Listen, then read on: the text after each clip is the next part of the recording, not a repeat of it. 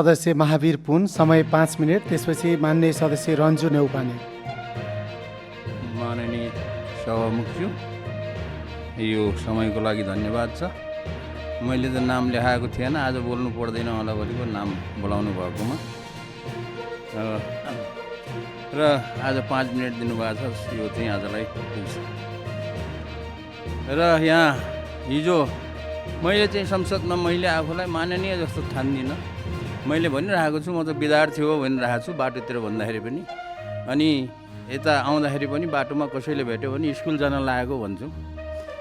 हिजो पढाइ भएन, दुर्भाग्यवश।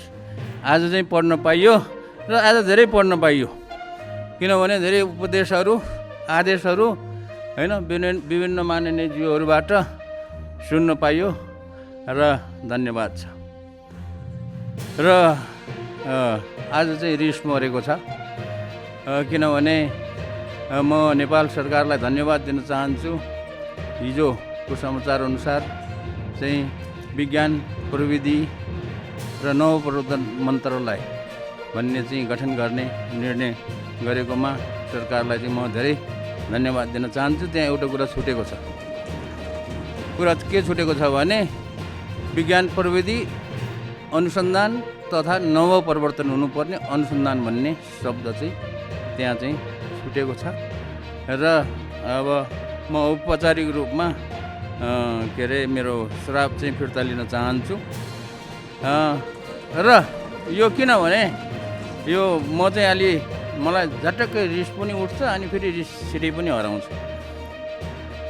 अब म अरू कुरा केही भन्न चाहन्न। यो जुन नीति तथा कार्यक्रम छ यसमा एउटा दुईवटा कुरा थपियोस् भन्न चाहन्छु। र त्यो थप्ने कुरा चाहिँ के हो त भन्दाखेरि अब मन्त्रालय त गठन भयो, मन्त्रालय आफैले त काम गर्दैन। मन्त्रालय सञ्चालन गर्नुको लागि त्यसमा निश्चित बजेट चाहिँ आउनु पर्यो।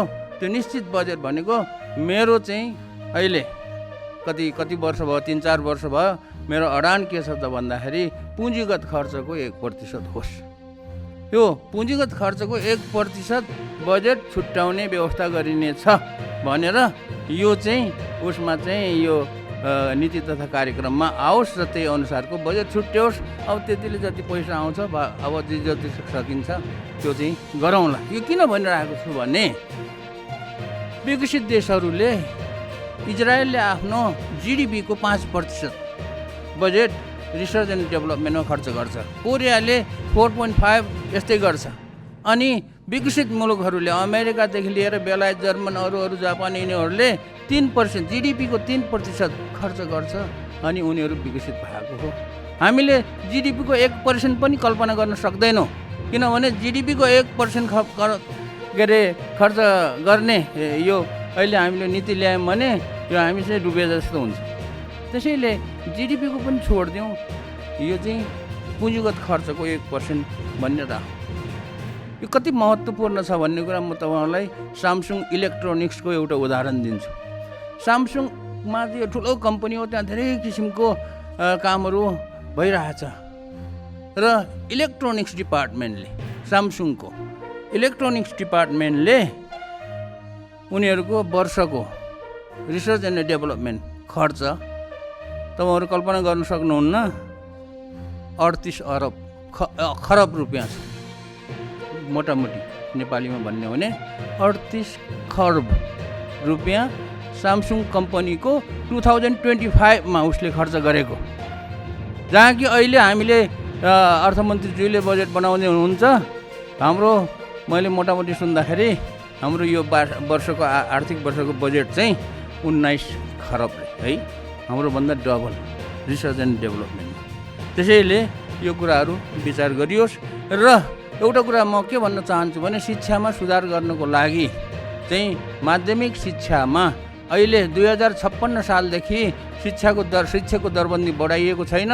राहत कोटा के कोटा भनेर चाहिँ करिब 45,000 शिक्षकहरू छन्, त्यसलाई चाहिँ कोटामै बदलियोस् र तिनीहरूलाई चाहिँ गरियोस्। किनभने राहतमा कोटामा बसेको टिचरले राम्रो पढाउँदैन, किनभने उहिले अर्को जागिर खोजिरहेको हुन्छ, बाँच्नको लागि अर्को उपायहरू खोजिरहेको हुन्छ। त्यस कारणले त्यो गरियोस् र यो चाहिँ फेरि अर्को कुरा के हो भने मधेसमा खास गरी मैले देखेको म आफै मधेसमा 4 महिना घुमेको छु मेरो किताब बेच्न 8वटै जिल्लामा घुमेको छु र मधेसमा तपाईँहरू थाहा पाइसक्नुभयो कि छैन मधेसमा चाहिँ के छ त भन्दाखेरि कुनै पनि जिल्ला 8वटा जिल्ला के अरे शिक्षित भनेर घोषणा भएको छैन साक्षर भनेर घोषणा भएको छैन त्यस कारणले त्यसको लागि चाहिँ कोही न कोही काम चाहिँ योजना चाहिँ नीतिहरू आओस् भन्ने चाहिँ म चाहन्छु र अन्तमा म के भन्न चाहन्छु भने प्रधानमन्त्रीज्यू यहाँ आउनु भएन हामीले पनि उहाँलाई ल्याउने कोसिस गरिरहेका छौँ अनि उहाँ पनि नआउने कोसिस गरिरहनु भएको छ यो हाम्रो आन्तरिक कुरा होस् भोलि चाहिँ यो कुरा चाहिँ इन्टरनेसनल मिडियामा गयो भने के होला त्यो कुरा चाहिँ सोचौँ क्या किनभने इन्टरनेसनल मिडियामा प्रधानमन्त्रीज्यू उहाँलाई चाहिँ के कति उसमा चाहिँ एकदमै हुनुभएको छ प्रख्यात हुनुभएको छ फेरि त्यो जुन प्रख्यात जुन ख्याति प्राप्त गर्नुभएको छ उहाँले यति चाहिँ विचार नगरिदिँदाखेरि फेरि त्यो ख्याति चाहिँ कता जान्छ कि हाम्रो चाहिँ होइन नसुनेको भए त ठिकै छ ल प्रधानमन्त्रीज्यूले नसुने त अहिले इन्टरनेसनल मिडियाले केही नगरे त ठिकै छ गऱ्यो भने केही हुन्छ कि भन्ने मलाई एकदमै मनै डर लागेको छ ल धन्यवाद यस सम्मानित सदनबाट म सरकारलाई ध्यान आकर्षण गर्न चाहन्छु सबैभन्दा पहिला भर्खरै मात्र एसएससीबाट उत्तीर्ण विद्यार्थी सम्पूर्ण विद्यार्थीहरू अब अध्ययनको सिलसिलामा सहरका ठुल्ठुला सहरहरू प्रवेश गर्ने हुन्छ अध्ययनको सिलसिलामा अध्ययन गर्न आउने ती विद्यार्थीहरूमाथि चाहिँ विभिन्न किसिमका शुल्कहरू लिएर सरकारले अथवा त्यो चाहिँ विभिन्न कलेजहरूले सरकारले त्यो चाहिँ विद्यार्थीहरूमाथि ल्याउने मन परी शुल्कलाई चाहिँ व्यवस्थापन अथवा त्यस सम्बन्धी चाहिँ सरकारको निगरानी रहोस् म भन्न चाहन्छु त्यसै गरी मैले पटक पटक उठाएको थिएँ हामीले उठाएको थिएँ यो सदनमा किसानको समस्या अहिले वर्तमान अवस्थामा किसानहरूले अहिले बाली लाउने बेला उत्पादन गर्ने बेलाको समय आएको छ अहिले देशैभरि आम किसानहरूले उत्पादन छ बजार छैन उत्पादन गर्नु मलजलको व्यवस्था छैन त्यसै गरी उत्पादन छ उत्पादनलाई सही ठाउँमा तपाईँको व्यवस्थित गर्नको निम्ति बाँदर आतङ्कले आज देशैभरि किसानहरू लाखौँ लाख किसानहरू आतङ्कित छन् यस सम्बन्धी सत्ता पक्षको चाहिँ एकजना हाम्रो मान्यज्यूले भन्नुभएको थियो विधेयक बन्दैछ आज त्यो विधेयक यो सदनमा किन ल्याइँदैन सभामुख महोदय यहाँबाट म सोध्न चाहन्छु सरकार र सत्ताको पक्षमा चाहिँ अथवा आफ्नो सीमित स्वार्थको निम्ति विधेयक र अध्यादेशहरू ल्याउने तर यत्रो लाखौँ लाख किसानहरूको अधिकारको निम्ति जुन चाहिँ आम जनताहरूलाई किसानहरूले सताइरहेको बाँदर व्यवस्थापनको निम्ति किन तपाईँको विधेयक ल्याइने प्रश्न गर्न चाहन्छु सरकारलाई यसै गरी निकुञ्ज क्षेत्रमा कैयौँ चाहिँ आम नागरिकहरूको चाहिँ त्यहाँको चाहिँ वन्यजन्तु बाघ विभिन्न तपाईँको वन्यजन्तुको आक्रमणबाट चाहिँ तपाईँको चाहिँ निधन भइरहेको छ आक्रमण भइरहेको छ म यहाँ सदन मार्फत सरकारलाई भन्न चाहन्छु चाँडोभन्दा चाँडो यस क्षेत्रमा सरकारको ध्यान जाओस् मान्छे खुवाएर बाँदर अथवा मान्छे खुवाएर बाघ पाल्न सकिँदैन चाहिँ म सरकारलाई भन्न चाहन्छु